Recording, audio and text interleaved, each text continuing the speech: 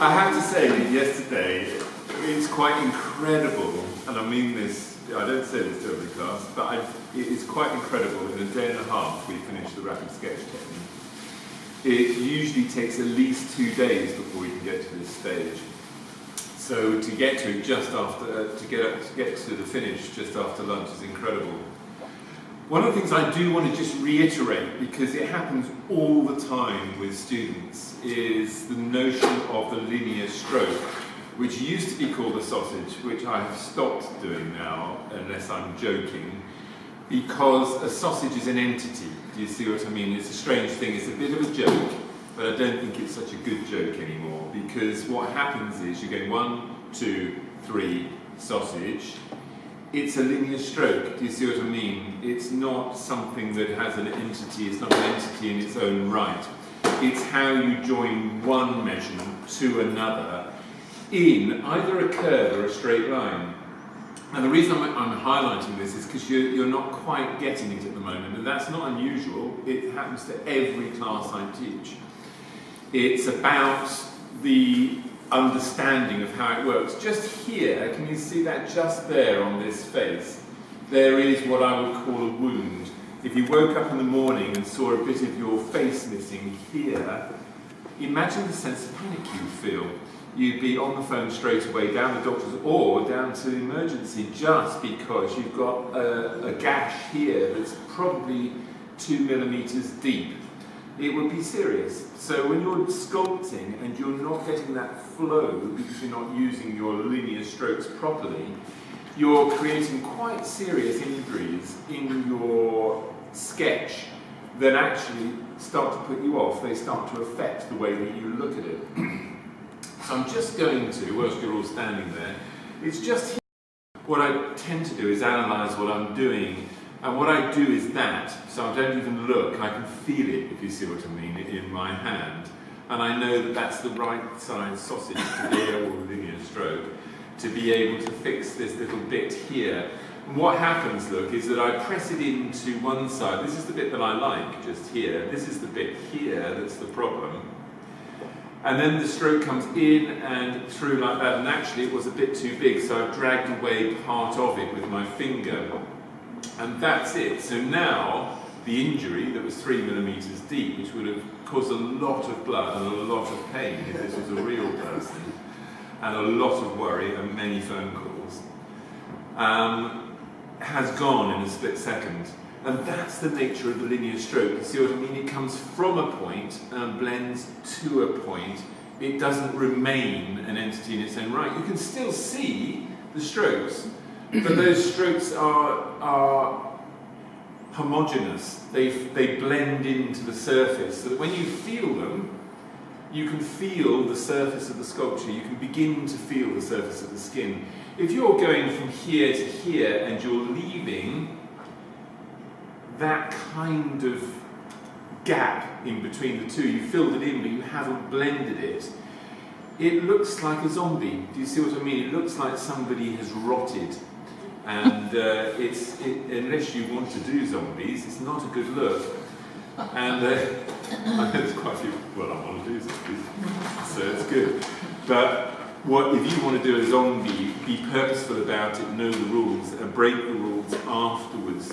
What we want to do is get a beautiful surface that starts to get created. Now what you mustn't do, remember, and the other big problem, is the overfill, where your image of Emily suddenly becomes an image of Emily on steroids. So her face is starting to go like that, and it happens very easily.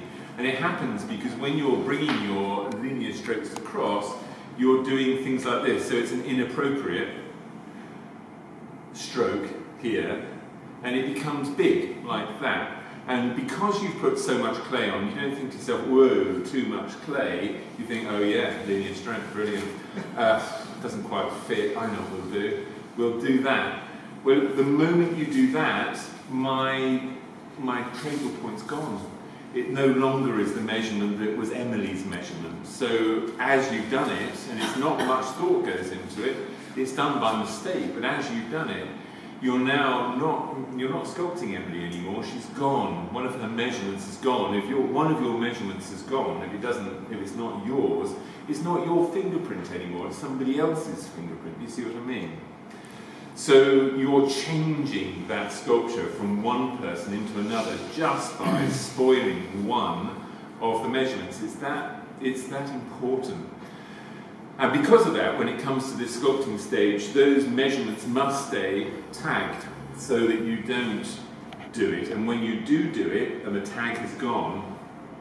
Yes, I know. Guilty. No, sorry, it's only because you're feeling guilty. I just thought I'd highlight the point. No.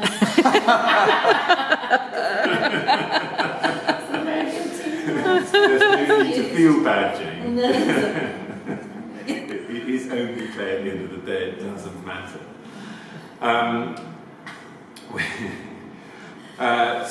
You must maintain the measurements of that person. It doesn't matter that we're sculpting, the tags must remain there. When those tags disappear, you know you've made a mistake. That's the key to it.